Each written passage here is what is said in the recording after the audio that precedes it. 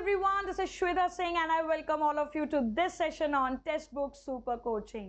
Science and technology weekly current affairs में एक बार फिर आपका स्वागत है और मैं आपके साथ शेयर करने वाली हूँ बहुत सारी न्यूज़, चाहे वो कॉमेट से रिलेटेड हो, गेको से रिलेटेड हो और बहुत कुछ। शुरू करते हैं कॉमेट रीड से।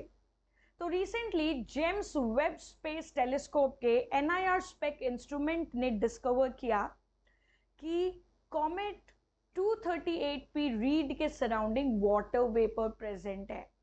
अब ये इतना इंपॉर्टेंट क्यों है, उसको समझने के लिए 2-3 चीज़ें पहले जाननी ज़रूरी हैं।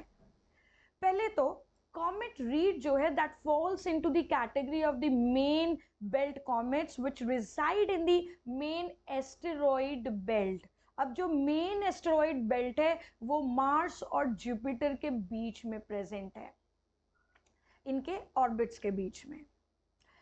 पहले ये माना जाता था कि जो कॉमेट्स हैं वो मेनली कुइपर बेल्ट और ऊर्ट क्लाउड में प्रेजेंट होते हैं, जो कि नेपट्यून के ऑर्बिट के बियॉन्ड प्रेजेंट है। इसका मतलब जो कॉमेट रीड है that is present in the closer proximity to the sun. Okay, so now coming to the significance of this discovery.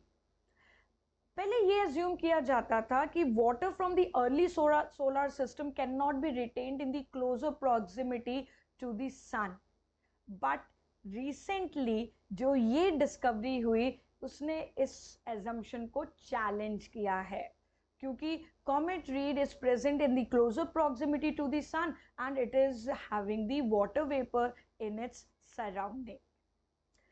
Comet क्या होते हैं? कॉमेट की अगर बात करें तो कॉमेट एक कॉस्मिक स्नोबॉल आप कह सकते हैं that is made up of frozen gases, rock and dust particles. और जब ये अर्थ सन के पास आता है, जब ये सन के क्लोज आता है तो आइस सबलाइम करते हैं and then it starts releasing gases, जिसको हम कहते हैं आउट गैसिंग.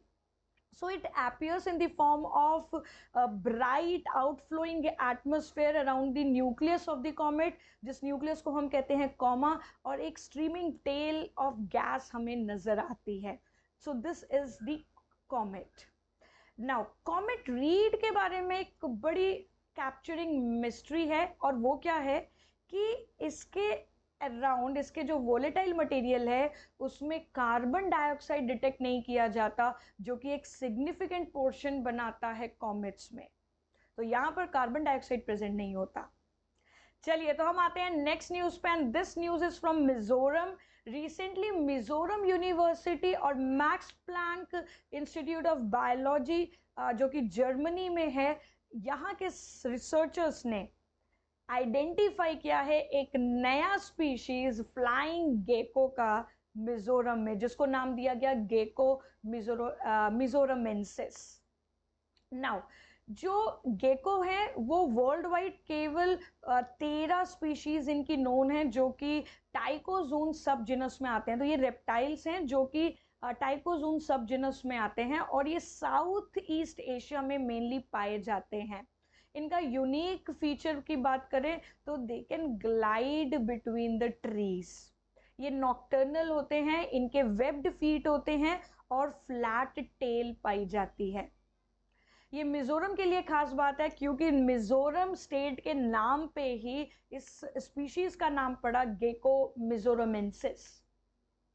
नाउ इतना बेसिकली ये नाम देने के पीछे रीज़न क्या था? To honour the Mizoram for its biodiversity, और जो मिजोरम का सिग्निफिकेंस है in the study of basically in the herpetology, that is the study of reptiles. चलिए नेक्स्ट न्यूज़ पर आते हैं। Next news is regarding the non sugar sweeteners, जो कि नॉर्मली जो लोग हैं वो इस्तेमाल करते हैं to lose weight, to reduce weight, but recently WHO की नई गाइडलाइंस के अकॉर्डिंगली इसका एडवर्स इफेक्ट होता है, अनडिजायरेबल इफेक्ट्स होते हैं, जैसे कि टाइप 2 डायबिटीज का रिस्क बढ़ जाता है, कार्डियोवास्कुलर डिजीज का रिस्क बढ़ जाता है, एंड मोर्टेलिटी भी देखी जाती है एडल्ट्स में। आर्टिफिशियल स्वीटनर्स यानी कि नॉन शुगर स्वीटनर्स जैसे कि एस्पार्टेम, स्टीविया, सैकरिन, इनका कॉमनली इस्तेमाल किया जाता है as a substitute for sugar in the packaged food and beverages. तो इनको लो कैलोरी ऑल्टरनेटिव्स के फॉर्म में मार्केट किया जाता है। यहाँ पर WHO की जो रिकमेंडेशन है अगेंस्ट नॉन शुगर स्वीटनर्स, ये केवल जनरल पॉपुलेशन पे अप्लाई होती है। जिनको पहले से ही डायबिटीज़ है उन पर ये गाइडलाइंस अप्लाई नहीं होती। साथ में ही जो लो कैलोरी शुगर्स हैं और शुगर अल्कोहल्स हैं जिनमें कैलोरीज एक्चुअली प्रेजेंट हैं, तो वो इस कैटेगरी में फॉल नहीं करते, उन पर ये अप्लाई नहीं होता because they are different from the non sugar sweetness. Moving to the next news. Next news is regarding the Spitzer Resurrector mission. तो रिसेंटली स्पेस वर्क्स जो कि एक इनोवेशन डिवीजन है यूनाइटेड स्टेट्स स्पेस फोर्स का, उसने Rhea space activity को select किया है to lead Spitzer resurrector mission. This mission is to restore Spitzer telescope to its original performance.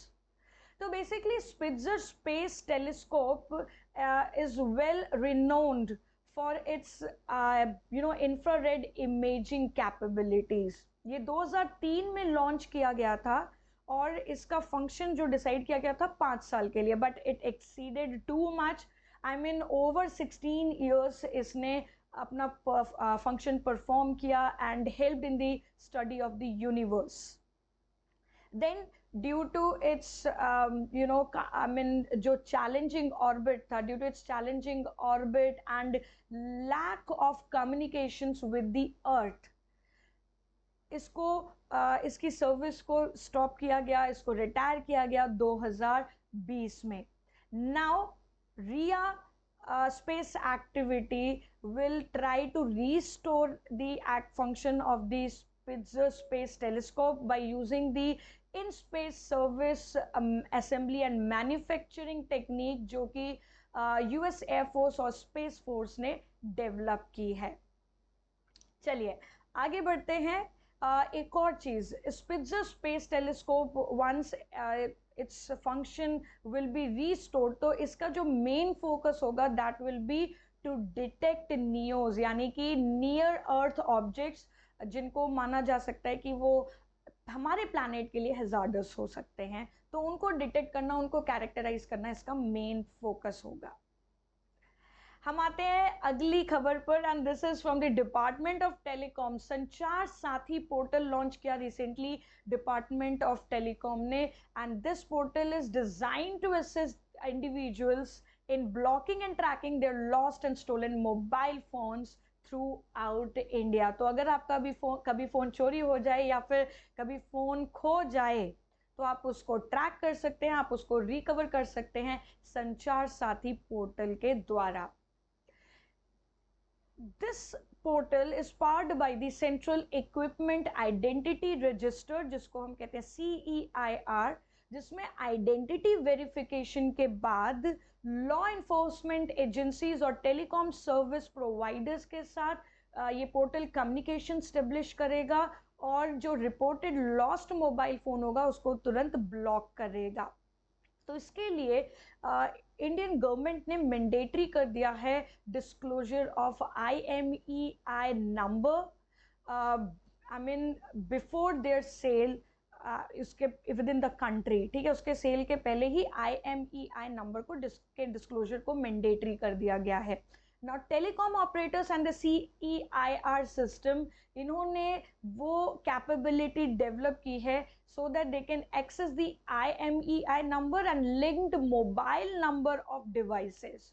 तो डेटाबेसेस को यूज करके जो ये CEIR सिस्टम है that can effectively block any cloned mobile phones जो भी नेटवर्क में डिटेक्ट किया जाएगा।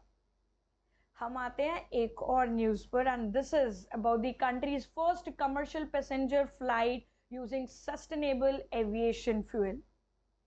एयर एशिया की फ्लाइट जो पुणे से न्यू दिल्ली थी, उसने टेक ऑफ किया using indigenously produced sustainable aviation fuel जो कि इंडियन ऑयल कॉरपोरेशन लिमिटेड ने सप्लाई किया in partnership with Praj Industries limited.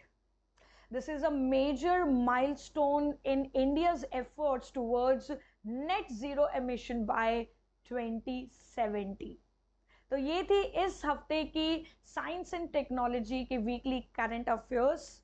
और एक और मैं आपको यहाँ पर बात बता रही हूँ सुपर समर सेल के रिगार्डिंग की। आज आखिरी दिन है जब आपको ये एक बड़ा डिस्काउंट लेने का मौका मिल रहा है।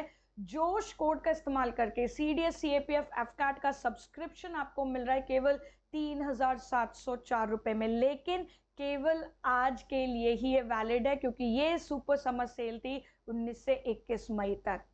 अगर आप केवल CDS का सब्सक्रिप्शन लेना चाहते हैं तो ये 1,624 रुपये में आपको मिल जाएगा फॉर 9 मंथ्स जोश कोड का इस्तेमाल करके। And if you are looking for the CAPF AC subscription तो 2599 का 9 महीने का ये सब्सक्रिप्शन जोश कोड का इस्तेमाल करके।